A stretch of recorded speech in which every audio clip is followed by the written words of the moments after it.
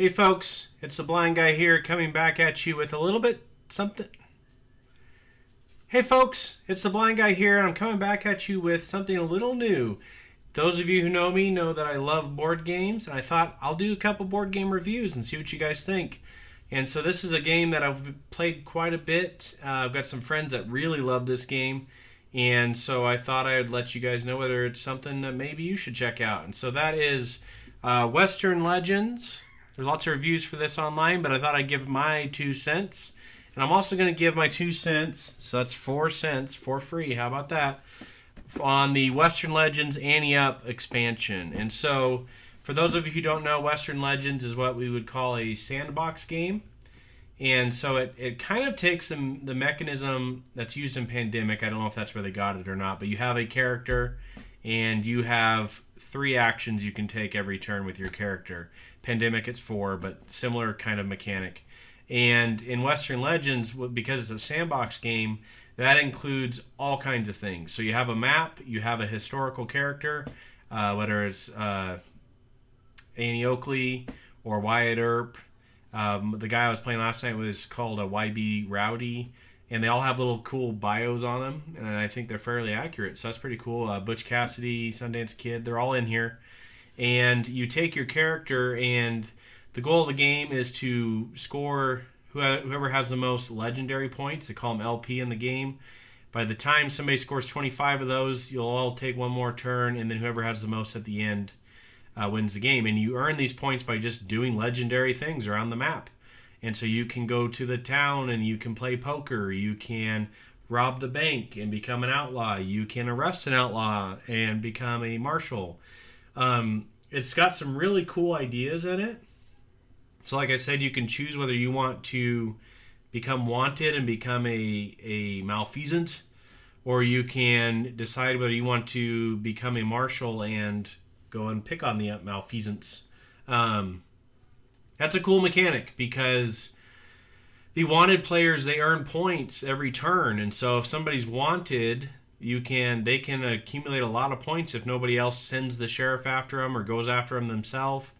And so that's a really cool mechanic in the game. You can wrangle cattle, you can rustle cattle if you're an outlaw, you can mine for gold, you can turn your gold in for points, and you can fight bandits, you can rob other players, you can duel with other players. There's lots of things you can do in this game. And once you get it down, it's not super complicated. It's just once as a group, I think your second or third playthrough, you'll start getting the feel for everything you can do. Because one of the coolest elements of the game is your hand is poker cards. But the poker cards are used as either their card value, so like ace of spades, or it has an action on it you can play it for as an action. So if you want to go play poker, you use those cards in playing poker. But also if you're dueling somebody, then you're playing your ace as a high card and trying to beat them that way. It has lots of NPCs in it, so non-player characters, and those are usually played by the player to your right, and they don't have a lot of decisions to make, so they can't really, if you're sitting to the left of somebody that's a little more ornery, they can't really hose you over too bad in that regard. So overall, the game is a lot of fun. I do have a couple things. It takes a group that's willing to give it several plays. And it's a longer game, so if you have that kind of group that's coming, maybe you have a group that meets every once a week and they want to play this several times over the next few weeks, I can highly recommend it. Then I think if it's going to be a one-off play, it might not be as good of a game for that, because I think it takes a couple different playthroughs for you to really get used to what you want to do, what your character's good at doing.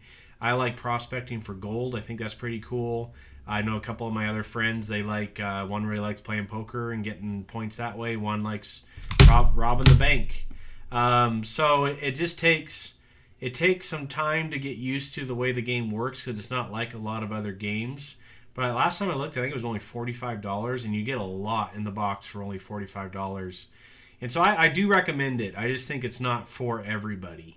Like I said, if you have a very consistent gaming group that likes just being able to get into the game a little bit and have some fun with it, and it's really cool in the regard that when you're done, you have a story to tell. You can say, well, remember when so-and-so robbed the bank, and then John arrested him or stole his gold, and then he became wanted, and when the sheriff arrested him, and it just becomes really it's really cool in that regard because you end up with this story.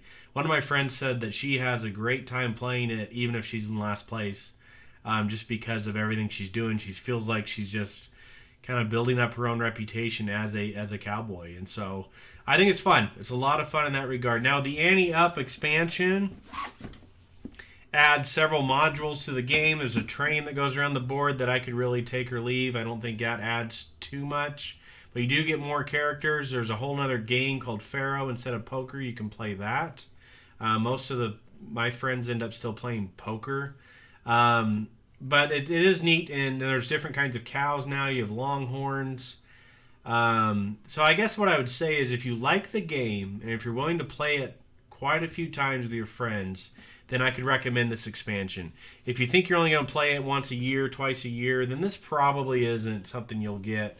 It just adds a lot more content, and it makes a few of the rules, adds a whole other town to the board, and adds a few more event type rules, just more complexity to the game. And so if you're not playing it very often, that can come back and get you a little bit because you have to end up looking up the rules all the time.